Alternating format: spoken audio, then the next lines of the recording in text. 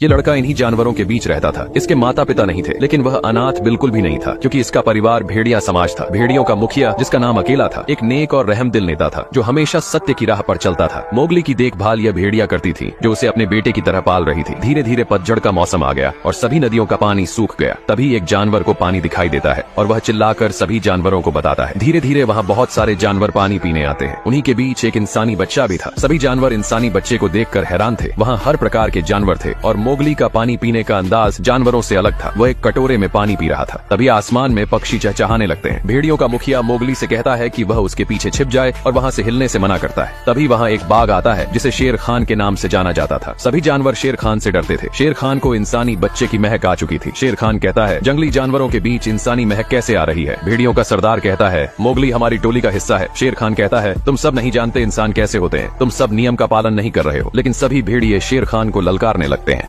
अब शेर खान ने मोगली को देख लिया था और कहता है, अच्छा तो भेड़ियों ने इंसानी पिल्ले को टोली में शामिल कर लिया है। तुम्हें जरा भी डर नहीं है? भेड़ियों का सरदार कहता है, मोगली हमारे परिवार का हिस्सा है। शेर खान कहता है, जंगल के नियमों का पालन करो और इस पिल्ले को मुझे सौंप दो। तभी मोगली की भेड़िया माँ कहती है, तू एक कायर और बिन पैंदी का लौटा है, यहाँ से चला जा, इसी में तेरी भलाई है। शेर खान कहता है, जंगल के राजा से इस तरह बात नहीं की जाती। मैं नियमों के घेरे में बंधा हुआ हूँ, वरना तुम सबको अकेले ही फाड़ सकता हूँ। भेड़ियों का सरदार कहता है, शेर खान बोलने और करने में बहुत अंतर होता है। भलाई इसी में है कि पानी पी और यहाँ से निकल जा। शेर खान गुस्से से कहता है, मेरी एक बात याद रखना, फिर से मौसम बदलेंगे और बरसात आएगी। एक पिल्ले के पीछे कई भेड़ियों की जान जाएगी। इतना कहकर शेर खान वहाँ से चला जाता है। धीरे धीरे समय बीतता है और एक दिन जंगल में बरसात होती है, जिससे सभी भेड़िए बहुत डर जाते हैं और मोगली को जंगल से भगाने की बात करने लगते हैं। तभी मोगली उन भेड़ियों के पास जाता है और कहता है, मैं इस जंगल से चला जाऊंगा। भेड़िया माँ कहती है, नहीं मोगली, तुम कहीं नहीं जाओगे। लेकिन बाकी के भेड़िए मोगली को यहाँ से भगाने को बोल रहे थे। तभी बगीरा वहाँ आता है और कहता है, मोगली सही कह रहा है। हम सबकी और मोगली की भलाई इसी में है कि मोगली यहाँ से चला जाए। मैं मोगली को लेकर जाऊंगा। मोगली को बगीरा इंसानों की बस्ती में छोड़ने जा रहा था, क्योंकि शेर खान मोगली का शिकार करना चाहता था। मोगली कहता है, बगीरा, मैं इंसानों के साथ नहीं रह पाऊंगा, मैं तो जानवरों के साथ रहा हूँ और यही मेरा घर है। तभी बगीरा को शेर खान की आहट महसूस होती है। बगीरा मोगली को नीचे बैठने को कहता है। उसी वक्त शेर खान मोगली पर हमला करता है, लेकिन बगीरा लपक कर शेर खान को पकड़ लेता है। बगीरा शेर खान का मुकाबला कर रहा था, जबकि मोगली घाटी की तरफ भाग रहा था, मगर शेर खान बगीरा को मार गिराता है और मोगली की तरफ भागता है। मोगली जी जान लगाकर भाग रहा था। शेर खान मोगली को पकड़ने ही वाला था कि तभी भैंसों की भगदड़ में फंस जाता है और मोगली उछलकर गड्ढे में कूद जाता है। यहाँ बहुत सारी भैंसों की भगदड़ शुरू हो जाती है। मोगली घबराकर भागने लगता है और शेर खान ऊपर से मोगली को ढूंढने की कोशिश करता है। भैंसों की भगदड़ में मोगली कहीं नजर नहीं आ रहा था। अचानक शेर खान मोगली को देख लेता है, लेकिन मोगली तेजी से एक भैंस के सींग को पकड़कर उस पर सवार हो जाता है। आज भैंसों की भगदड़ ने मोगली को बचा लिया था। शेर खान गुस्से से लाल हो गया था। इसके बाद शेर खान भेड़ियों की टोली में पहुंचता है। सभी भेड़िए शेर खान को देखकर डर जाते हैं, क्योंकि शेर खान का पूरे जंगल पर दबदबा था। वह भेड़ियों के सरदार के पास जाता है और नीचे बैठ जाता है। शेर खान कहता है, मैंने उस दिन कहा था कि इंसानी पिल्ले को मेरे हवाले कर। यह बड़ा बंदर अपनी गुफा से बाहर निकल गया था, जिसे देखकर सभी घबरा गए थे। इस बड़े बंदर की पूरी सेना थी, जो इमारतों पर लटक कर मोगली के पास जा रही थी। मोगली बहुत डरा हुआ था। तभी बंदर उसके सामने आता है और कहता है, कहाँ भागेगा इंसान की औलाद? मोगली कहता है, मैं भेड़ियों के सरदार अकेला के पास जाऊंगा। बंदर कहता है, पूरे जंगल को पता है कि शेर खान ने अकेला को मार दिया है, तुझे बगीरा और भालू ने नहीं बताया क्या? मोगली यह सुनकर घबरा जाता है और वहाँ से भागने लगता है। बाहर बंदरों की फौज से बगीरा और भालू लड़ रहे थे। एक इंसान के बच्चे को बचाने के चक्कर में भेड़िया समाज और भालू बगीरा अपना कर्तव्य निभा रहे थे। भालू गुस्से से एक दहाड़ लगाता है, जिससे बंदर डर जाते हैं, लेकिन उसकी दहाड़ में वो दम नहीं था, जिस वजह से बंदरों का झुंड भालू पर टूट पड़ता है। इस बीच बड़ा बंदर मोगली को ढूंढ रहा था। मोगली छुपकर उसे देख रहा था। तभी वो मोगली को देख लेता है। मोगली भागने लगता है और बंदर मंदिर को तोड़ता हुआ उसके पीछे बढ़ता है। मोगली भागता हुआ मंदिर से बाहर छलांग लगा देता है। बंदर भी मंदिर को तोड़ता हुआ बाहर निकलता है, लेकिन तभी पूरा मंदिर ढहने लगता है। मंदिर गिरते ही बंदर भी मारा जाता है। मंदिर गिरता देख बगीरा और भालू को लगता है कि मोगली भी दबकर मारा गया। सभी बंदर मंदिर के पत्थरों को हटाने लगते हैं ताकि अपने राजा को बाहर निकाल सके। भालू और बगीरा बहुत परेशान हो जाते हैं। तभी मोगली की आवाज सुनाई पड़ती